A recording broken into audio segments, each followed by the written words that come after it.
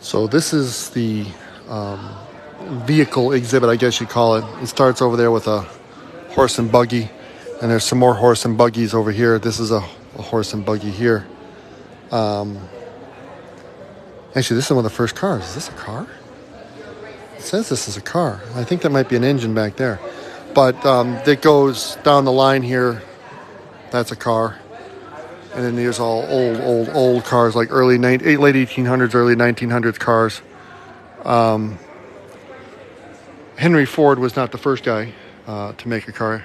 Yeah, that looks like the tread on Grace's tires just recently until I got them changed. So there you go, Grace. There's your tires. Henry Ford did not invent the automobile. Henry Ford revolutionized how automobiles were made. I don't know actually who. There were several people like building horseless carriages and cars in their garages. I don't know who's credited with inventing the automobile, but it was not Henry Ford. Although obviously Fords are well represented in this collection because this is the Henry Ford Museum. But the Dodge brothers were early pioneers. I believe a French guy did the very, very first one. But even before gasoline cars, they had steam-powered horseless carriages, if you want to call them that. The engines, the gasoline-powered engines were not the first method of propulsion for cars. They were steam-powered. There were early steam-powered cars, like steam train engines in cars. But this is all older cars. And then down here, we'll come down here. Down here, we've got some more older cars. And then we start to get a little newer as we go along this way. And over that way, there's some prototype, concept-type cars. But we'll come down here. Well, this one here, this is a newer car, a concept car. Kind of a weird-looking car. It's a 2010 Edison 2. And it's just concept cars are usually just like someone's throwing some shit together, usually for an auto show, just to kind of show, hey, check this out. And it's not really a car they intend to design and sell. 1903 Model A. Out in the village, outside this place, he has this whole village, and we're going to go out there in a little while. But you can ride in a Model T. They have a fleet of Model Ts out there that you can ride in. This is a 1905. This one is a 1908 Model S. Here's a Model T. This is kind of the car you think of.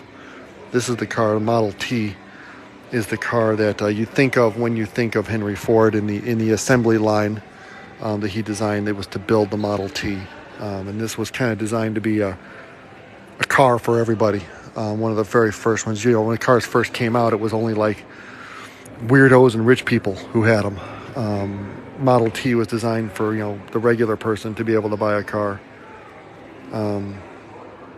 Then this is a Model A. The Model Ts were out for 10, 12 years. That's all you could buy was a Model T. And then Henry Ford's son, Edsel, designed the Model A, which was like a new design, a new look, a new feel. Henry Ford was when it came to design, he's like, here, it works, done. Took his kid to up the design and make it a little more comfortable, a little more modern. And we're up here into more newer cars, but newer still. I don't know what year this one is. 2002. So these are some newer ones. And some Dodges. It's not just Fords. This is a Toyota. That's a Honda. That's a Dodge up there. So there are some different, models of cars in the museum. But these are all just cars. They're not like, oh, cool cars. I mean, I'm old enough to remember when some of these cars were actually on the road, which actually is a car that I'm going to go to here in a minute that pisses me right the hell off. I gotta find it. I'm not sure exactly where it's at. It might be off. Let's see. No, it's probably over that way somewhere. But here's some more older cars.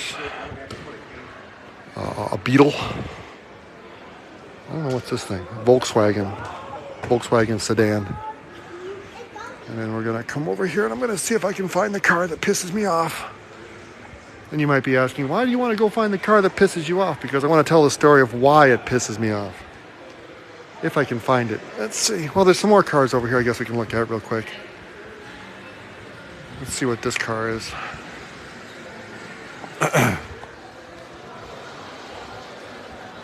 This is a 1901. Oh, this is a racing car. This is a racing car. And they are recreating with these mannequins, they're recreating this picture here. 4 hands are needed to drive. 1 to steer, 1 for the brake, a throttle, 1 for the gear lever, and 1 to control the oilers that lubricate the moving parts. Riding mechanic Edward, so that's what this is. This guy here is helping run the car. They needed 4 people to drive this particular car.